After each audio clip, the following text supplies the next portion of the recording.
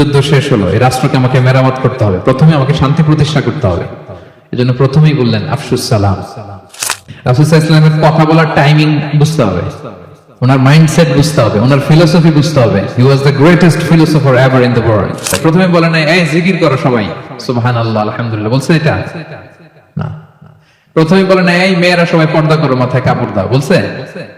প্রথমেই বলেছেন শান্তির পয়গাম পৌঁছে দাও। উনি সবেমাত্র মদিনায় আসলেন, মদিনার একটা ভঙ্গুর রাষ্ট্র ব্যবস্থাকে উনি মেরামত করবেন, সংস্কার করবেন।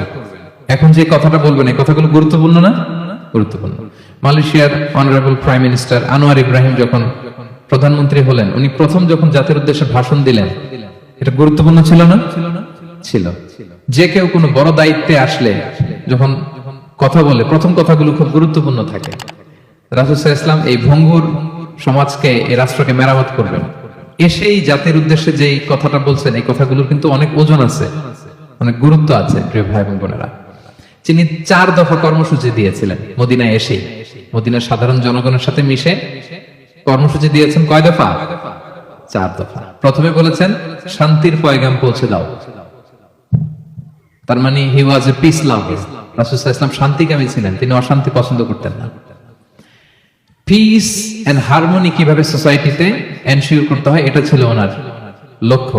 প্রথম কথা থেকে বোঝা যায়। প্রথমে বলে না এই জিকির করো সবাই, সুবহানাল্লাহ আলহামদুলিল্লাহ, বলছে এটা না। প্রথমে বলে না এই মেয়েরা সবাই পর্দা করো, মাথায় কাপড় দাও, বলছে? প্রথমেই বলেছেন শান্তির পয়গাম পৌঁছে দাও। সুবহানাল্লাহ। তিনি শান্তির নবী ছিলেন, তিনি শান্তি প্রতিষ্ঠার জন্য, পিস এন্ড হারমোনি করার জন্য আজীবন কাজ করেছেন। এবং মদিনাতেও তিনি এই 3 ধর্মের লোকদেরকে নিয়ে পিস এগ্রিমেন্ট করেছেন। যে কুরাইশরা আক্রমণ করেছে তাদের সাথে তিনি পিস এগ্রিমেন্ট করেছেন, শান্তি চুক্তি। প্রথম কথা হচ্ছে শান্তির বাণী পৌঁছে দাও। কারণ মদিনাতে রাসূল সাল্লাল্লাহু আলাইহি ওয়াসাল্লাম হিজরতের 5 বছর আগে একটা গৃহযুদ্ধ হয়েছিল, প্রচন্ড বড় গৃহযুদ্ধ। এটাকে বলে বুআসের যুদ্ধ। বুআস আউস এবং খাজরাজ ট্রাইবের মধ্যে। তো সবেমাত্র গৃহযুদ্ধ শেষ হলো, এখন কি প্রতিষ্ঠা করতে হবে? হ্যাঁ বলেন তো একটু।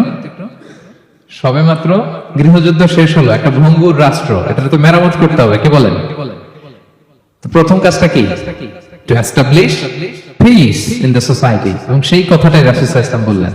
রাসূল সাল্লাল্লাহু আলাইহি ওয়াসাল্লামের কথা বলার টাইমিং বুঝতে হবে, ওনার মাইন্ডসেট বুঝতে হবে, ওনার ফিলোসফি বুঝতে হবে। He was the greatest philosopher ever in the world.